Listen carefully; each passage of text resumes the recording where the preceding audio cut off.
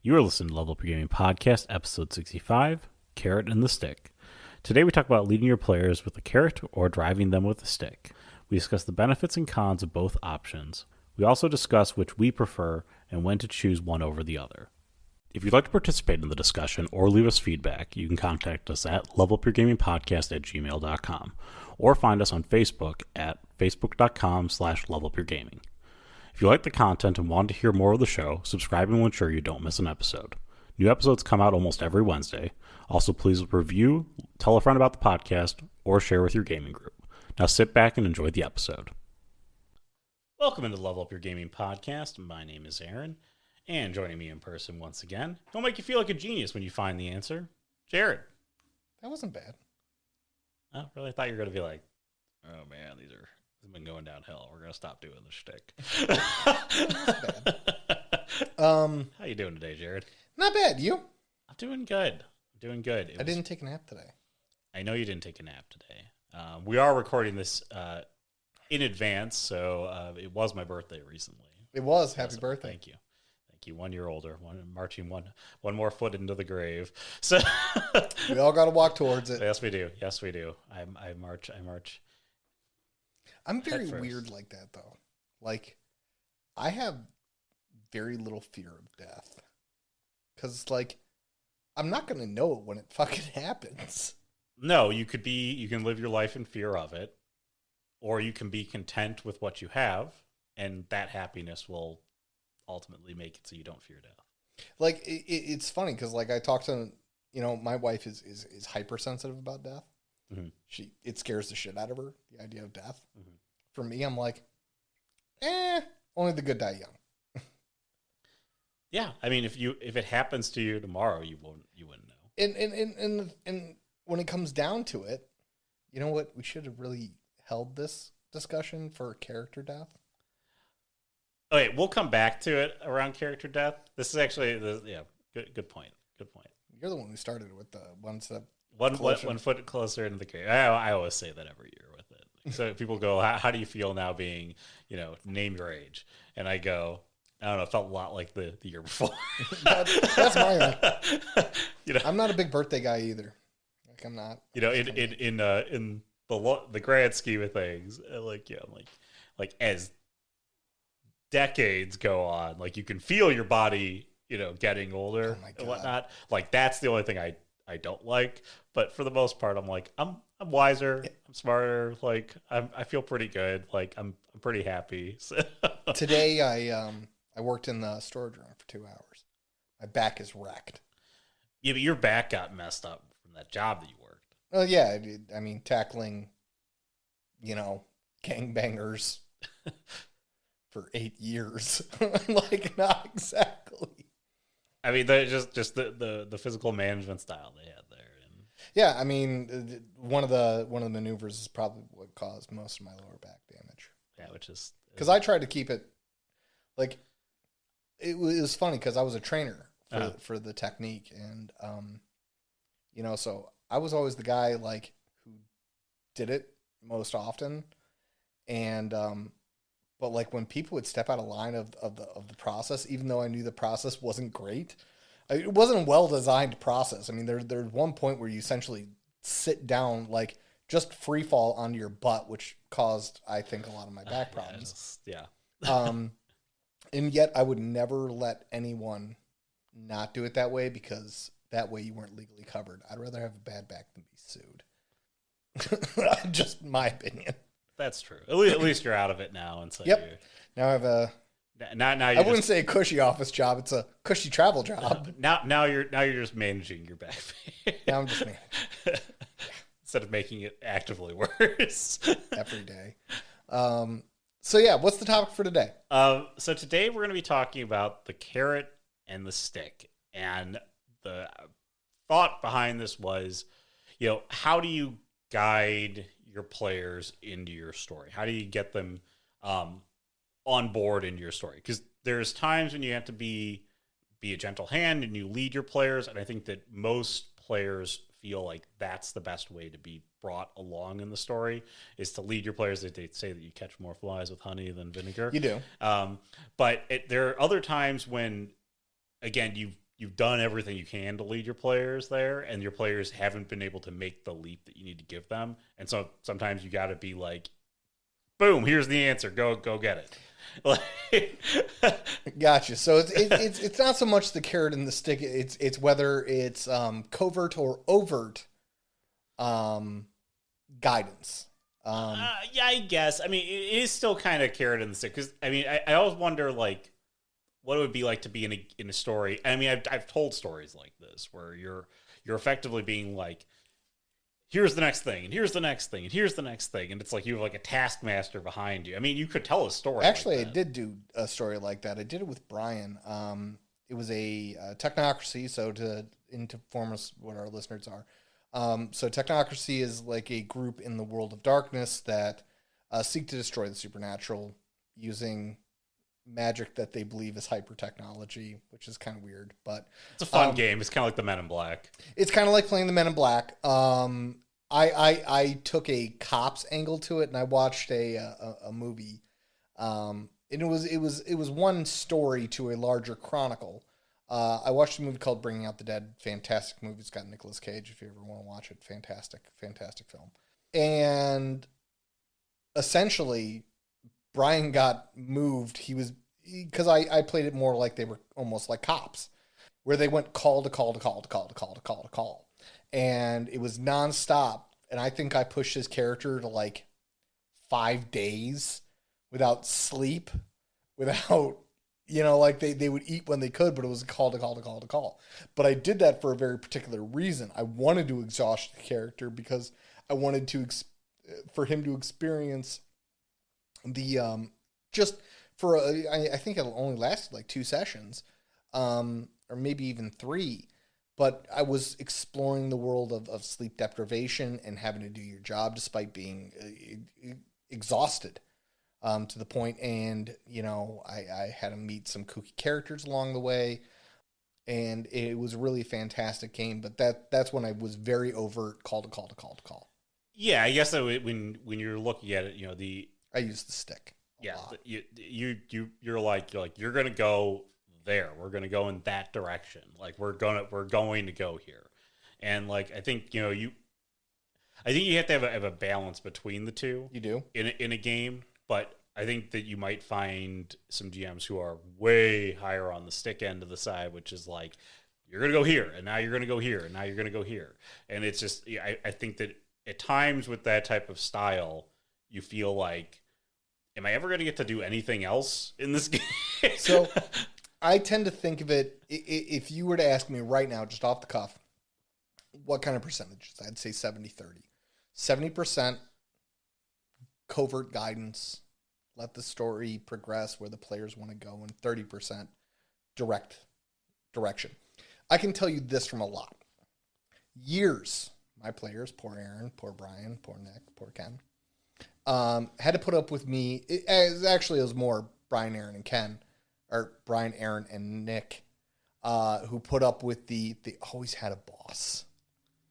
They always had a boss. And it took me years to figure out that the boss just doesn't work. It doesn't work to an extent. When it does. And you can craft a story where a boss is present and it does work.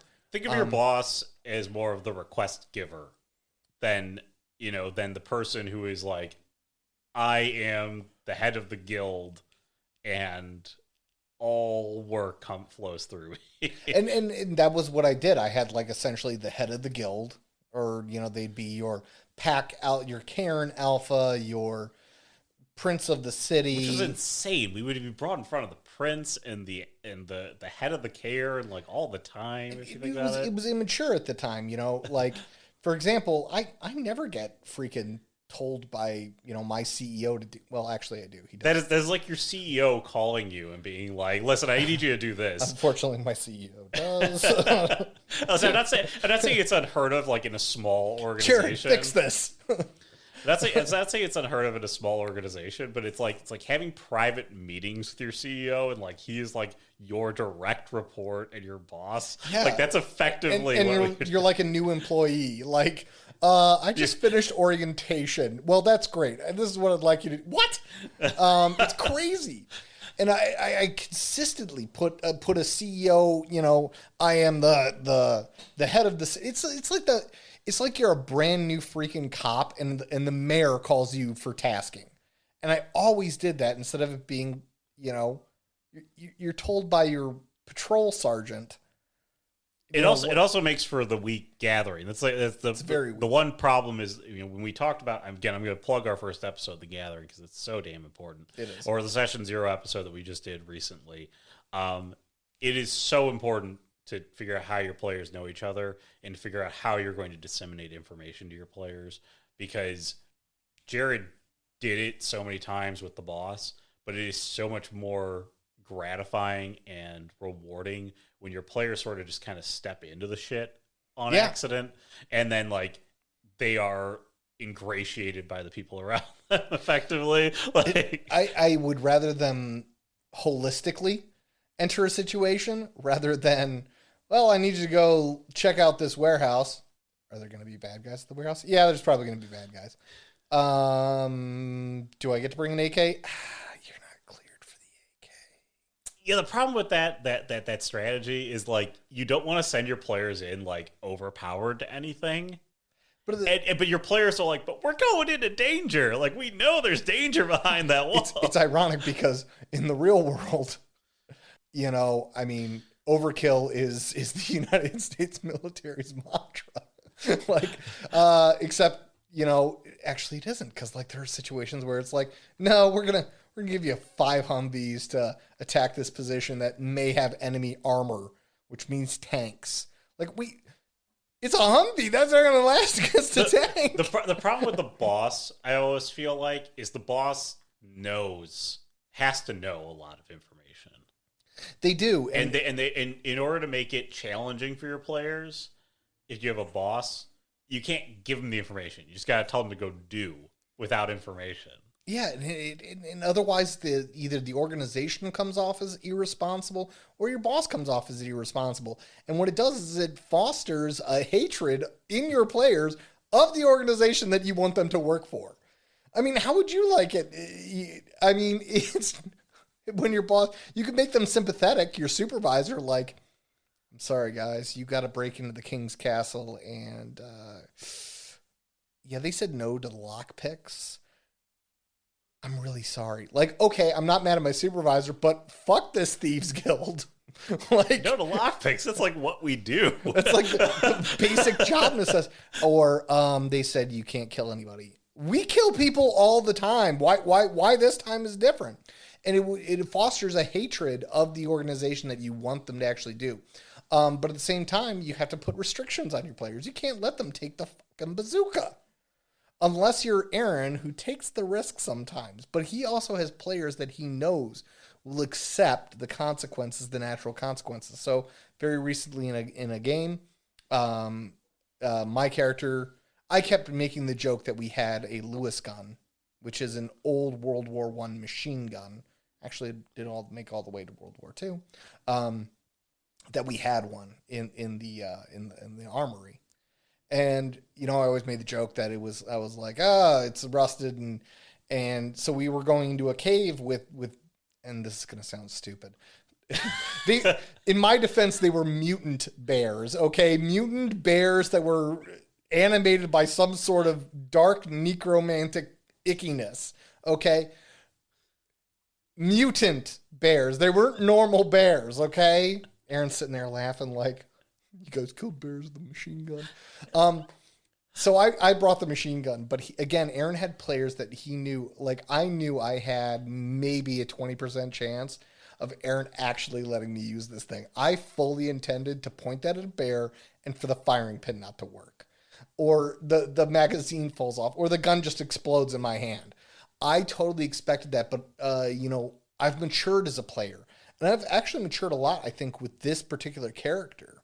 Yes. Where I've kind of accepted, like, I'm going to go into the situation to help boost the story. Yeah, your players should go into situations a little underprepared or a little bit like, again, if they don't know what the situation is supposed to be, if your players are role playing correctly, so let's say you get a request from someone, okay, your request giver person A, okay, and they tell you, I need you to go to this Baron's house and collect some information, okay, and we all know that there's probably gonna be a fight at the Baron's house, okay, we know that it's probably gonna happen, all right, but as good players, we should always kind of go there without optimizing. It's a little bit different if they say, I need you to go collect something from this dungeon. Okay? The dungeon is going to I'm going to be optimized. The dungeon, you're going to be optimized. You're at least going to be prepared to tackle what may come in the dungeon. You may not be prepared for everything that's in the dungeon because they have no information about it, but you'll be prepared to, fight at least. Okay, different than I'm going to go talk to the, then I'm going to go talk to this person or go to this person's house or this facility. Like, you just don't know. And I will say this time, use the carrot because you don't have to stick it. Because here's the thing, you can conciliarity with your team. If they are going to the Baron's house to collect information and they're like, well, I'm bringing the axe. I'm bringing my heavy body armor. And, we're going to go buy some health potions because we don't want to die. Dude, they're not going to let you into the house barking of weapon. Like, no. Sorry, sir. You can't come in. You got one axe in your hand, one axe in your other hand, and another axe in your teeth. Okay? Sir, this is a black tie party. You are dressed in armor. Yeah, you can come back with your formal wear and your stiletto hidden in. Exactly, and that's how you guide your players. You take the consigliere moment when he's like, I'm going to take the axe, the pickaxe, because you never know when you got to go mining, and the helm of forever strength. You might go, it's the Baron's residence. You're going during a party. Oh, so I should, like black tie. Yeah, so think about concealed weapons if you're going to bring a weapon. And guide them pleasantly. Yeah. You're not going to get through the front door. You don't have to say, like, you can't bring that. And I think, fall back on one of our last episodes, stonewalling. That's not going to work. Just be prepared that if you do bring the axe, you better be able to talk your way around. Talk your way around the door guy who, has the list of guests that we barely got you on. And you're going to walk up there without proper bow tie. Now, if your player goes, okay, so I'm not going to have the axe with me, but I'm going to take a sack, and I'm going to throw my axe into the Baron's field. That's good. Cool. Done. Awesome. Okay? That's ingenuity. I'm going to tie it to a pigeon, our faithful familiar. Thank God we have a druid on the team who has a familiar that's a hawk, and they're going to drop the equipment in the courtyard so we can pick it up later. Boom. Ingenuity. Great. Awesome. Love it. Best part about that plan is if your players have to flee the scene, guess what they can't go get? Their equipment. It's lost forever. Or they go get the equipment to make their exit. Yes, that could happen too. But you could start the fight without them having the equipment, and then you can have some fun. You can have them fleeing, trying to get to the equipment. You can have you have more fun that way. This is kind of funny because it's you look at Star Wars, the episode 1, not the true, episode 1 with the one with the little Anakin. Okay. Right? We're going to a negotiation. We're 2 Jedi heading to a negotiation with the Trade Federation. That was the beginning of the story. Bro, you got a lightsaber on your belt. Yeah, it's a Jedi. It's a Jedi thing. It's a Jedi. No, this is a negotiation. You brought guns. Well, light swords that will chop a man in twain and burn through a blast shield. Are you effing nuts? Leave your weapons on the ship. No, we can't do that. We're Jedi. It's going to start your negotiations. That's like somebody walking into. Now, granted, the Wild West, like, oh, everyone has a gun, or But there are times you have to leave the gun down. Yeah, like there's a time that you got to bring the Derringer, and not the Colt Army 1865, or 1861 or whatever year it's supposed to be. But, and it's all about pleasant guidance. Guide your players because, again, I'm going to bring up this point again. player responsibility to the narrative. If they are upholding their responsibility to the narrative, they should listen to the pleasant guiding. Sometimes players just get excited. Me, I love AR-15 rifles. If there's a possibility of an AR-15 rifle and body armor where I get 6 mags in the front, oh baby, I'm taking it. But it's up to Aaron to be like, this is formal wear. Exactly. But typically, we're blessed in our circle that for the most part, the players are good about recognizing the situation and not bringing stuff around. In your dwarf game, okay, that you did, for example, right? Everywhere that we went in the village, we only had our concealed weapons with us. Yeah, we never brought. We had in the car shotguns. We had AR-15s in the car. But they were in the car. We never brought them with us. I don't think you even. The only time we picked them up was when we actually went to go confront our final bad guy.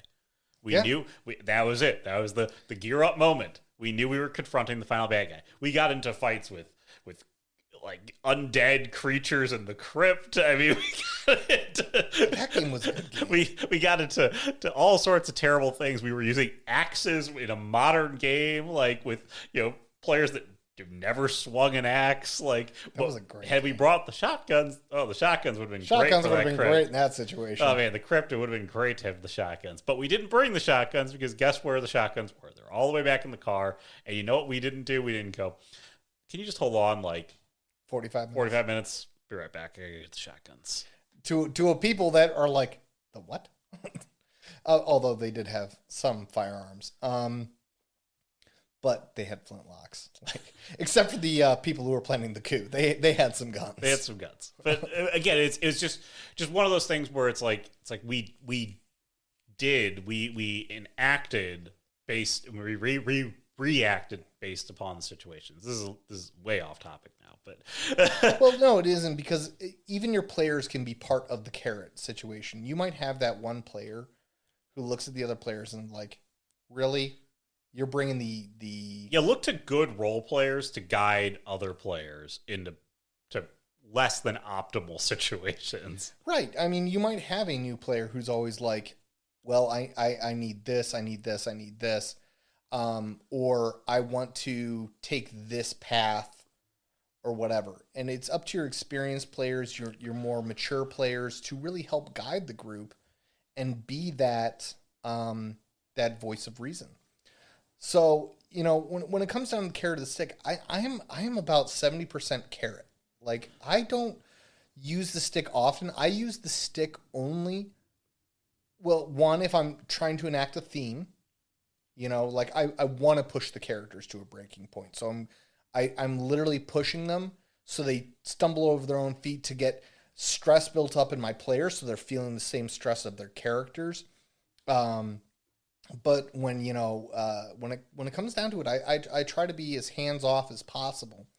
But yeah, it's difficult to be hands off, and I think that's truly a good mark of a good storyteller, is when you're using the carrot way more than the stick.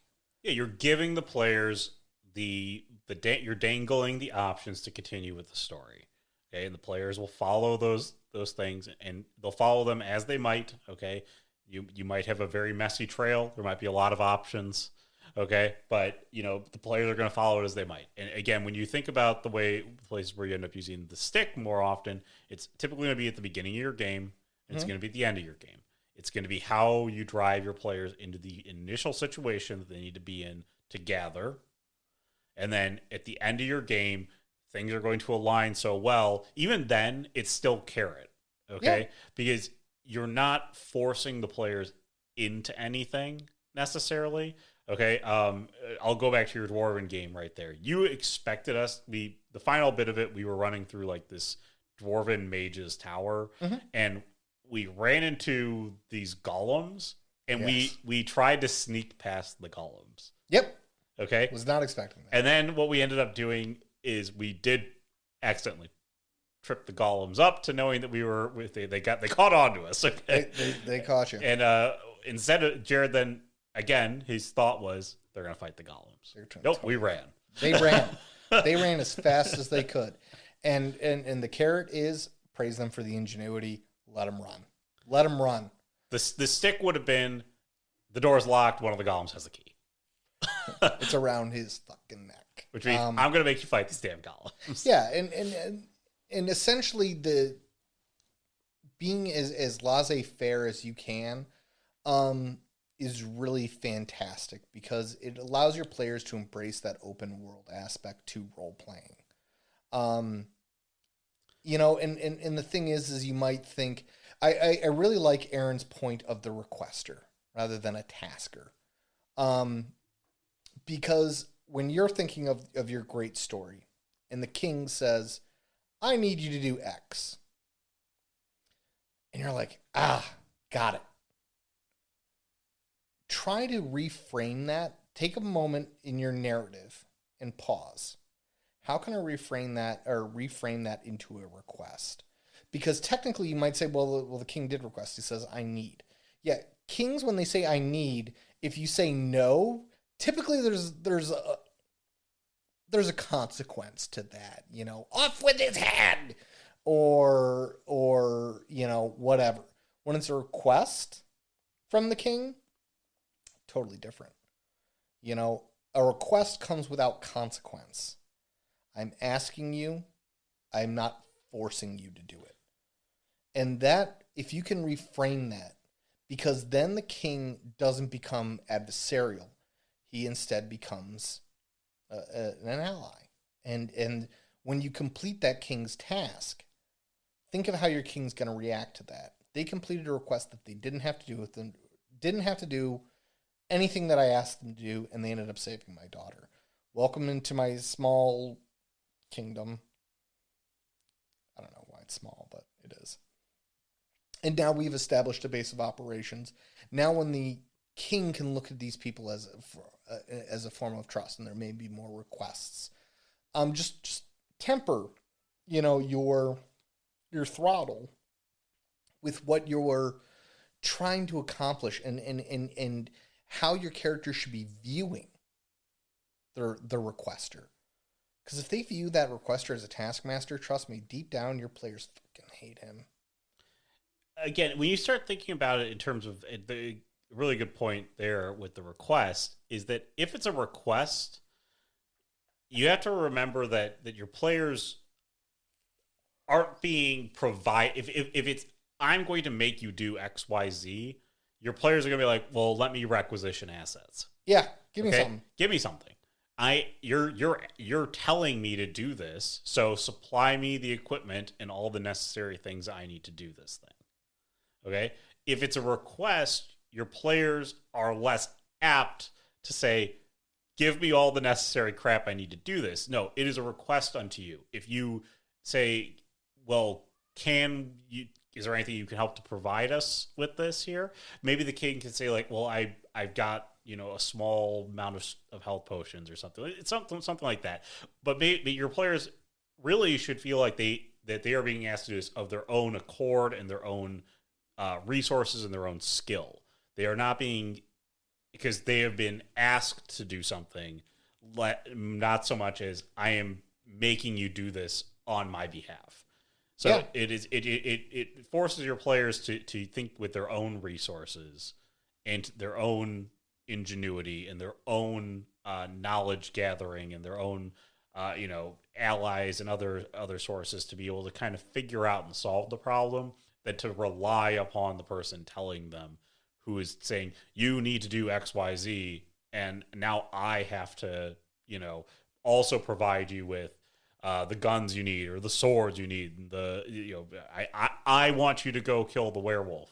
Okay, well, do you have silver? Because we need the silver then. Like, you're providing silver, right? You know, and it's funny because I look back because I kind of want to frame this in a sci-fi way, because sci-fi I find that you know, for example, like one of the best ones is Serenity or Firefly, however you want to frame or look at that. That was weird because my phone is on silent. So one of the things that I really encourage storytellers to look at is when people hire, right, your motley band to go out to Nebula 7 to drop off these supplies, okay, and there's going to be pirates along the way. I have seen storytellers that are like, you didn't negotiate pay for fuel. Assume if they are taking a job that negotiations go down in such a manner as to benefit the players. Because here's the thing, otherwise you're turning them to, well, we've gotten screwed on our last 5 jobs because our storyteller keeps on finding something that they don't have to pay for. You might think, I'm teaching my players to become better negotiators. No, you're fucking me over. And you know what? Piracy sounds good at the moment. Yeah. Because I don't get on piracy. You know, I get everything. Yeah, don't. This is going to go in the next You Shouldn't Do That episode. Don't teach your players lessons in games. God. Don't specifically create games to teach your players lessons. Okay? It does not work. It doesn't work. Because I'll tell you this much. Using game as a stating point, if I want to learn about wilderness survival, I'll read a fucking book or join the Boy Scouts. Okay? I'm not supposed to be learning about this in game. If you want your players to turn on you and hate you with all of their being, okay, you will create a game to teach them a lesson about how they should be better role players. Okay, that's how you smack everyone at the table in the face and just like all 5 of them. It is. Oh my god, it is the worst. And like that's like just to Jared's point there. You know, if you're screwing them, like, oh, you're not negotiating well enough. Like, listen. The game is to play the space cowboy, okay? It's not to play the negotiator about the stuff I want to do. It's the space cowboy, you jackass. Even if I'm playing the diplomat of the group, let me freaking roll so I remember to negotiate fuel prices. Seriously, this is one of those things, again, the dice are there for a reason. Aaron and I've been with a GM, we know who I'm talking about, where he was like, you negotiated the price. How is my phone going off when I am on silent? That's pretty weird. Did you put it on Do Not Disturb? Yeah. Okay. Weird. My phone is haunted. It was like, you negotiated the price for fuel to get there, but not to get back. And we were like, oh my God. Again, this is what he was doing, was forcing us to a job on the planet that we just landed on, so we can make enough money to get off planet to get back to the space station that we were. It always slipped your mind that you never could figure out how you had to get another job to get off the damn planet. Like, I'm sorry that I left my calculator at home. Forgive me, oh wise one. You know, you forgot to calculate food costs. Like,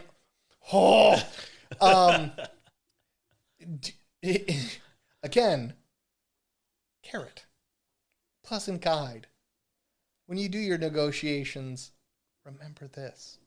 Or, fortunately for you, you remember to take food into account, and that's why you're getting paid X amount. Because unless your game has a really harsh food component associated with it, which I think, like, if you played Forgotten Realms, I think that there is actually a huge component about, like, survival and, like, food and all this.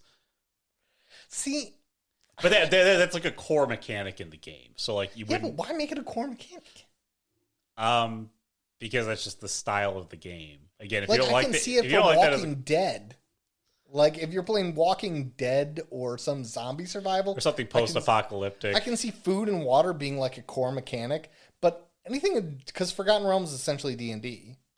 It's based upon similar things, but there's a whole set of, like, rolling, and as you move throughout the wilderness, like, that component becomes a thing where I believe, like, if you roll poorly, you lose amounts of it, which, like, you could, like, die of starvation. Like, Jesus Christ, I'll go play Oregon Trail. You know, I'm going to find out that I can't ford a river and then I'll die of dysentery, okay? If you're wondering, we're never going to play Forgotten Realms. Yeah, there's a game that's not going to happen. Like I said, I could see it in a post-apocalyptic empire or world, but eventually, if I'm on the verge of starving, I will find the closest human habitat and I will eat their bread. I will find them and I will eat their bread. All right, and if anyone gets in my way, I'm going to kill them and eat their bread. So again, unless you make it a core mechanic, your rules don't force your players to do random stuff like that. No. It's like that is the worst. Is the worst of the worst. It's terrible. But so GMs, what I highly recommend is that you gently guide the players along the story. Be covert. Welcome them holistically to engage in something. Don't have that director or that point unless you absolutely are trying to do it thematically, and there are different ways of taking on directors, because to take this from years of experience, I really do hope we have some younger role players that are listening to this podcast and understanding that. Take this from a guy who made that mistake where they always had a boss. Always had a boss. They answered to it probably for 10 years. I did the boss, and realizing that requests tied into emotional strands work so much better. Oh, they are heart-wrenching. Like if somebody says my daughter was taken, it's not that they're trying to pay your players. Make the pay work out. Okay, in D&D, there's a lot of ways that you can do that. You find treasure along the way. You don't know what's going to happen. Okay, the worst thing that you can do is be fixated upon currency in a game and how you actually get to the next piece. I don't think we actually care about money anymore in our games. We don't. Because we don't do frivolous things with money in our games. I mean, my character tries to do frivolous things, but that's part of her character. It's in character. What I'm saying is, like, the point of getting a bunch of gold in D&D is pointless unless you can spend that gold and you can make improvements to your character. Yeah. What is more useful is to have your players almost be more, get rid of the concept of money and say, here's the emotional request. I can't pay you anything, but you as a GM, the contract that you have with your players is to say, when you take this request, I will make sure that you're filled in on the back end. I will make sure that you get the gear that you need to get. I will make sure that your characters grow the appropriate way that they need to grow without having to be like, all right, let's talk nickels and dimes here. Okay, let's negotiate this out. He's a harsh negotiator. But this is a request. My daughter, yeah, well, your daughter's going to require 4 days of travel. So I got to get my horse water and feed and suddenly, unless that is a theme that you are doing for that particular story, unless you're the Witcher, okay. Always negotiate high in The Witcher. I was always like, "Fuck you, pay me." They were all, like The Witcher doesn't do anything for free. he's a son of a bitch. Oh, dude, like when I played The Witcher, like people are like, "Please, my daughter has been taken by this person." I'm like, "What you got? How many sheep are you gonna sell so I can make my I can't afford to pay you, dear Witcher. It's a griffin. Sorry, can't deal with the griffin. That sucks. Like, I hope your daughter can swim. All I'm saying is no money. But, I mean, they always made it somewhat profitable because you could always steal the drowner's guts. Yeah. So I was like, all right, I'll go comb, but I keep everything I kill. Okay. Then you shank the daughter and find out she's got 5 golden coins on her. Bam, made money. But yes, carrot and stick, 70-30. Be the gentle hand. Avoid dictatorships, because in the end, your players will appreciate it more that they have that capability to say no. All right. You got anything else to add on this one, Jared? No, I got nothing. All right. Well, if you like to comment on the episode, tell us your thoughts about, are you the taskmaster that drives them in the direction that they must go, or do you also like the gentle persuasion as moving people along the way? Do you disagree, agree, whatever you'd like to say? Or if you have a suggestion for an episode topic that you want to send our way, we'll be happy to muse on that in a coming episode. You can contact us at levelupyourgamingpodcast@gmail.com or facebook.com/levelupyourgaming. We do reply to all emails, so just feel free to send us something. Also, please go ahead, rate, share, subscribe to the podcast if you're not already subscribed. Go back and listen to the other episodes. You can find us on YouTube as well if you prefer that medium. So gracefully touch that like button. Gracefully. Thank you, Jared. And just pet it a little. That got weird. But anyway. Ding. So, anyways, it's going to wrap us up for the week. So for Jared, I'm Aaron. Have a great week, everyone. Have a great week, everybody.